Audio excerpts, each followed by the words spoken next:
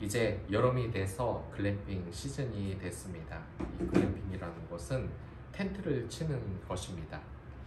그리고 이스라엘에도 이런 글램핑 같은 시즌이 있습니다. 그것이 바로 초막절이라는 것입니다. 이 7장은 초막절을 배경으로 벌어지는 일입니다. 레위기 23절을 보면 이 이스라엘 사람들이 우리나라처럼 꼭 지켜야 할 절기 세 가지가 있었는데, 첫 번째가 누구나 아는 그 유월절, 두 번째가 오순절, 그리고 세 번째 절기가 바로 초막절이라고 할 수 있습니다. 이 3대 절기는 이스라엘 남자들은 반드시 지켜야 합니다. 그렇기 때문에 예수님도 이 초막절에 이 예루살렘의 성전에 모인 것입니다. 1번과 3번에 올라와야 되는 것인데, 세 번째 절기에 이 절기를 지키지 않는 자는 그 당시 어떻게 됐냐면 이스라엘 백성 중에 끊어지리라는 그러한 선언을 밝혔을 정도로 정말 중요한 시기였습니다. 한번 상상을 해보십시오. 우리가 이 글램핑 갈 때 어떻습니까? 주변에 텐트가 쳐져 있고 많은 사람들이 정말 이 휴식을 취하기 위해서 그 텐트를 짓고 놀고, 그러한 분위기가 이 7월달 8월달에 대단히 많지 않습니까? 이들이 이렇게 텐트를 치는 오순절은 물론 기쁜 날이겠지만 우리가 느끼는 글램핑 시즌과 약간 다르기는 했습니다. 왜냐하면 이렇게 초막절에 텐트를 치고 즐거운 생활을 하지만 이것은 하나님이 요구하는 절기로 엄격함과 절대성이 강조되는 분위기이기도 했습니다. 그런데 그럼에도 불구하고 이 초막절은 즐거움이 있습니다. 레위기 23장 39절을 보면 땅에서 곡식을 거두고 난 후 일곱째 달 15일부터 이래 동안은 내가 기리는 잔치를 벌이라. 잔치가 시작되는 첫째 날과 잔치가 끝나는 마지막 날은 너희가 안식하는 날이다.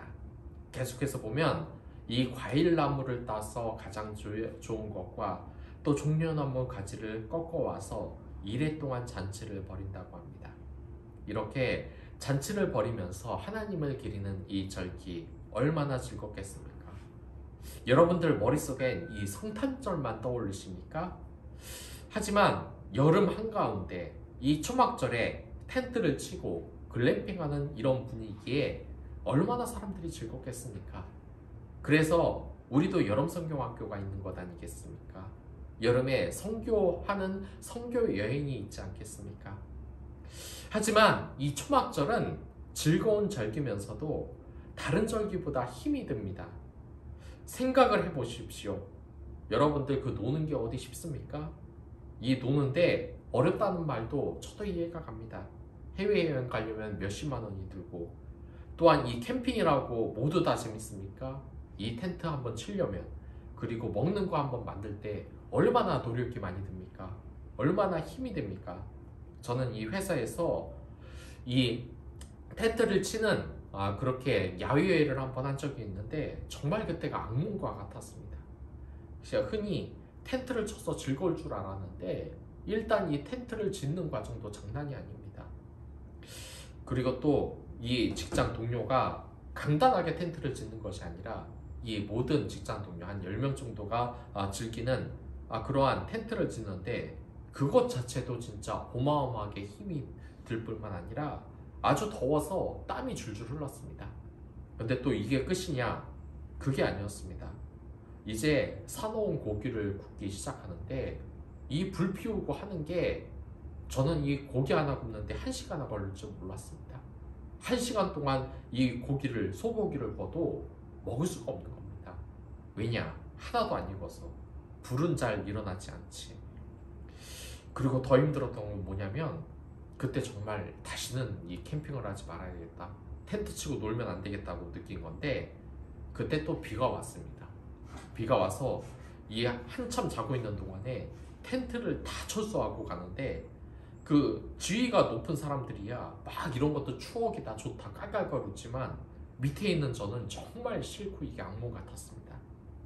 그래서 저는 이 텐트 치고 노는 건 싫고 하려 그러면 아주 간단한 텐트를 치거나 글램핑이 좋다고 생각합니다. 이 미리 다 지어져 있으니까 얼마나 좋겠습니까? 아마 이 유대인 사람들도 그랬을 겁니다. 이 초막절에 이들이 텐트 치고 여러 가지로 꾸미는데 재미가 없을 수는 없지 않습니까? 물론 재밌었을 겁니다. 하지만 이 초막절의 의미를 생각해 보면 즐거운 절기면서도 또한 힘이 드는 절기라는 것이 바로 이해가 갑니다. 왜냐하면 이 초막절은 즐거워하는 날이지만 초막 생활을 하니까, 텐트 생활을 하니까 힘든 겁니다. 그것도 하루 이틀이 아니라 일주일 동안 텐트 치고 생활을 해야 되는 겁니다. 이 텐트를 치면 가장 먼저 뭐가 생각납니까? 일단 온도 조절이 안 됩니다. 너무나 덥거나 너무나 춥거나 후덥지근하면서도 또한 이 바닥은 어떻습니까? 잘 때 어디 이 밑에가 평평합니까? 땅이 그대로 다 느껴져서 이 울퉁불퉁한 땅에서 이 몸을 비우고 잔다는 것이 얼마나 또 불편한 것이겠습니까? 그런데 왜 이렇게 초막절을 지키는 걸까요? 그건 의미가 있기 때문입니다. 이 광야에서는 어떻습니까? 농사도 못 짓고 곡식도 재배를 할 수가 없습니다. 그리고 이 광야에서는 집을 지을 수가 없습니다. 그래서 이때는 이 초막을 지으면서 이 기쁜 날을 생각하는 겁니다. 이들이 어떤 사람들입니까? 우리 인생의 이 광야에서 그 하나님의 은혜로 텐트를 치고 먹고 살았던 사람들입니다. 그러니까 이 초막을 친다는 것은 광야의 은혜를 기억하라는 의미입니다. 저는 이 TV를 며칠 전에 봤는데 그것이 생존 프로그램이었습니다. 생존 프로그램에서는 어떻습니까? 그냥 아무것도 없는 이 무인도에서 사람들이 먹고 마시고 하는 것을 다 스스로 해결해야 된다는 것입니다. 근데 그게 어디 쉽겠습니까? 아주 개고생입니다. 그리고 그들이 나중에 끝나고 나서 아파트에서 따뜻한 물에 샤워를 하고 먹을 것을 먹으면은 정말 이 인생의 소중함을 알 것 같다는 이야기를 합니다. 이들도 이와 같이 이 초막절을 지키는 것입니다. 그리고 이 초막절에 다른 무엇보다도 하나님의 은혜를 배우는 것이 얼마나 좋습니까?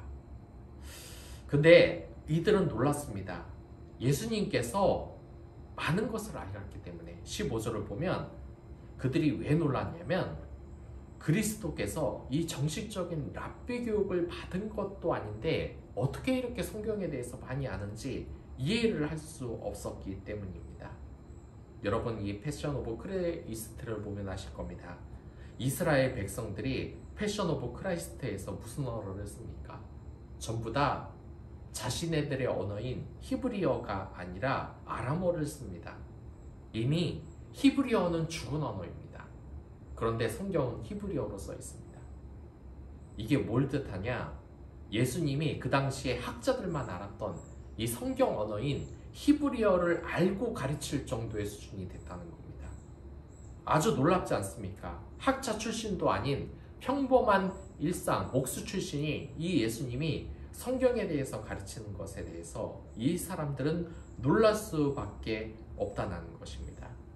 예수님께서는 이 초막절의 은혜, 하나님의 은혜를 지금 전파하고 있는 것입니다. 그리고 이 초막절의 진실한 의미에 대해서, 하나님에 대해서 정말 알아야 된다고 이야기를 하는 것입니다. 여기에서 우리가 알아야 할 것은 바로 그것입니다.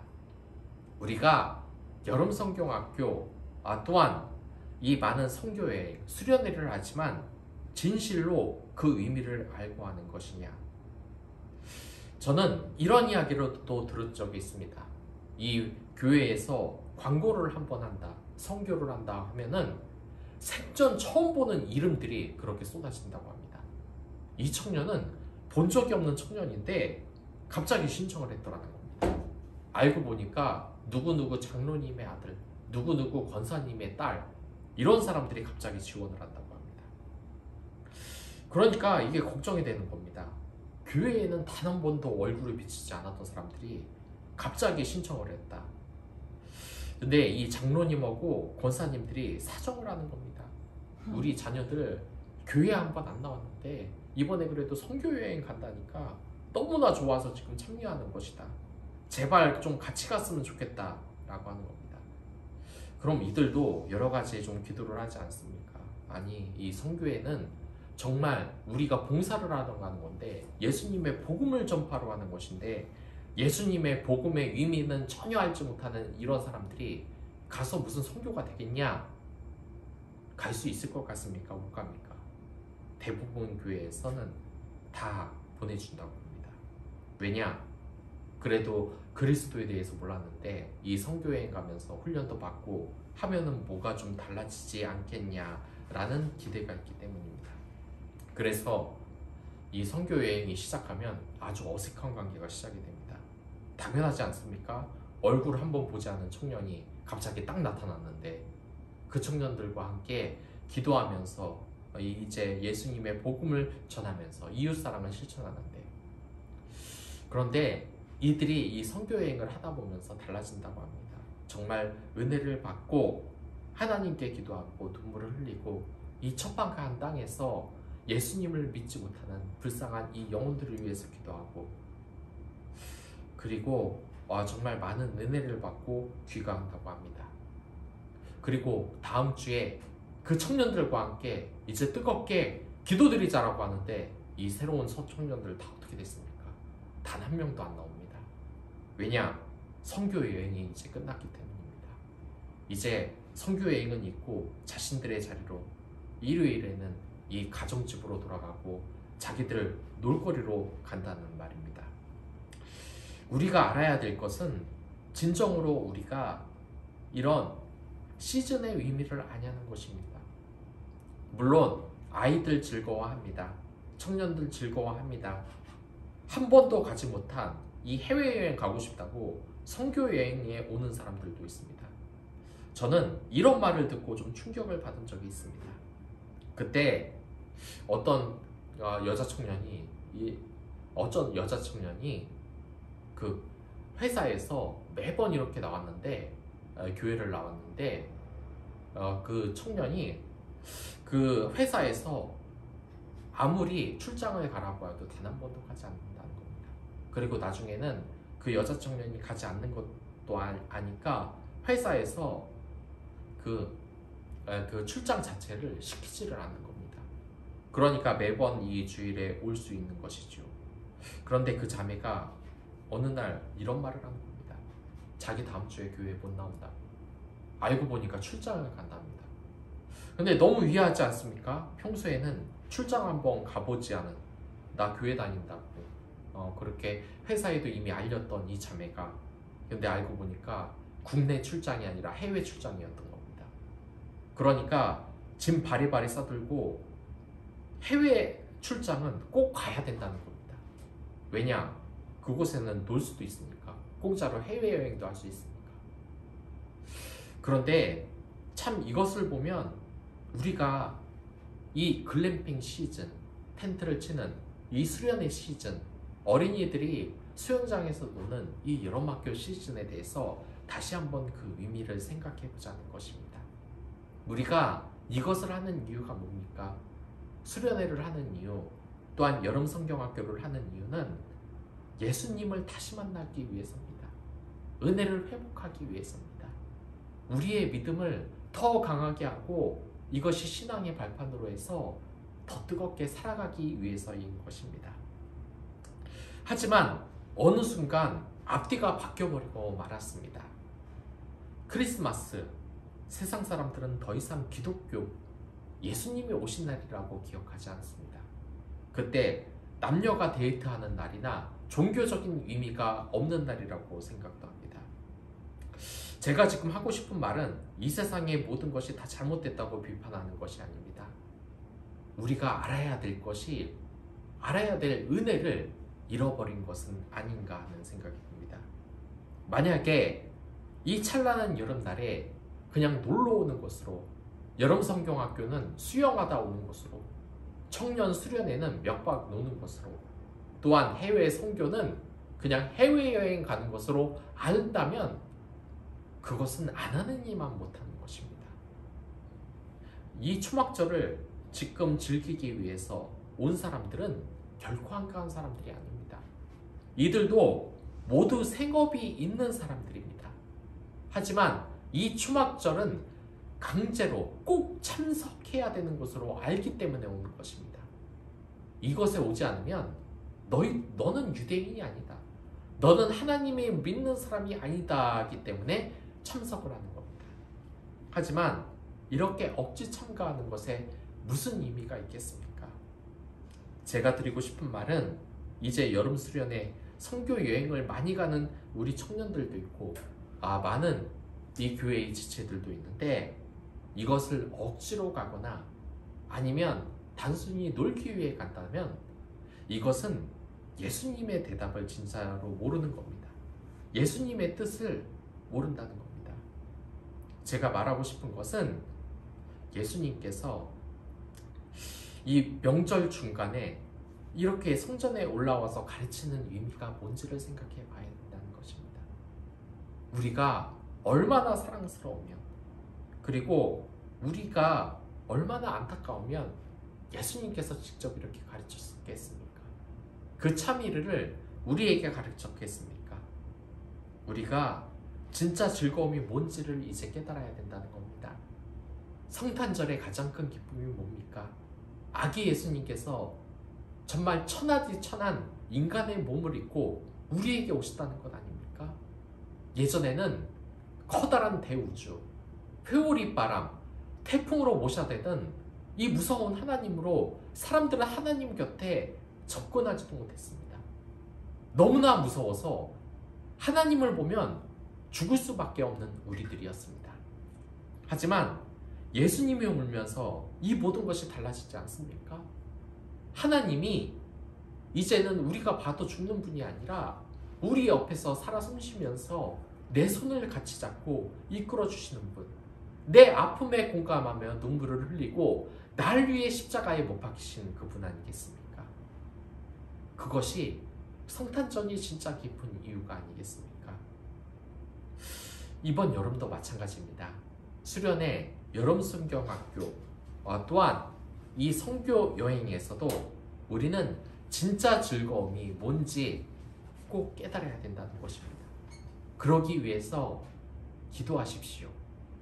항상 단순하게 행사를 하나 준비하는 것이 아니라 이 은혜가 진짜 뭔지 알고 하나님에게 은혜를 달라고 정말 무릎 꿇고 기도하고 준비하시기 바랍니다.